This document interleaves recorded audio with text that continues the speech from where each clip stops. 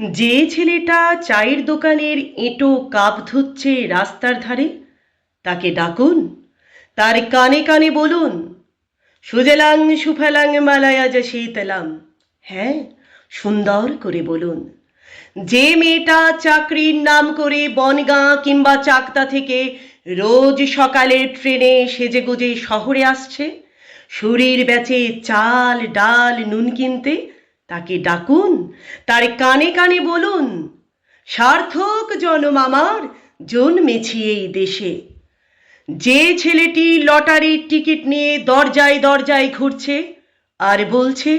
বিশ্বাস করুন আমি ভদ্রলোক, আজ 10 বছর হলো আমার কারখানা বন্ধ,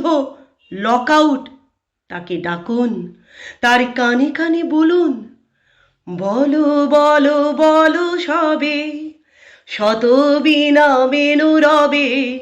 ভারত আবার জগত সভায় শ্রেষ্ঠ আসন লবে।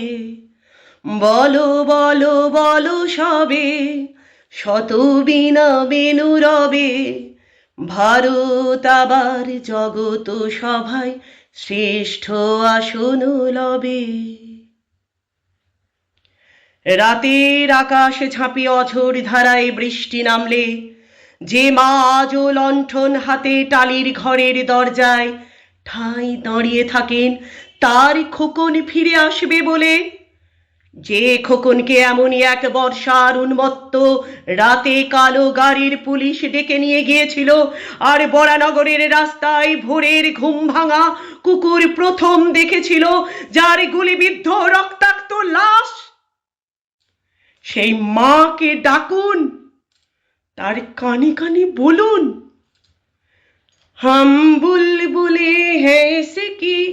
ये गुलसिता हमारा हमारा सारे जहां से अच्छा। সবাইকে সবকিছু বলা শেষ হলে শুনশান শীতের রাতে 5 মাথার মোড়ে ঘোড়ায় চড়ে বসা সেই মহা বিপ্লবীর পায়ের সামনে ধীরে ধীরে এগিয়ে যান।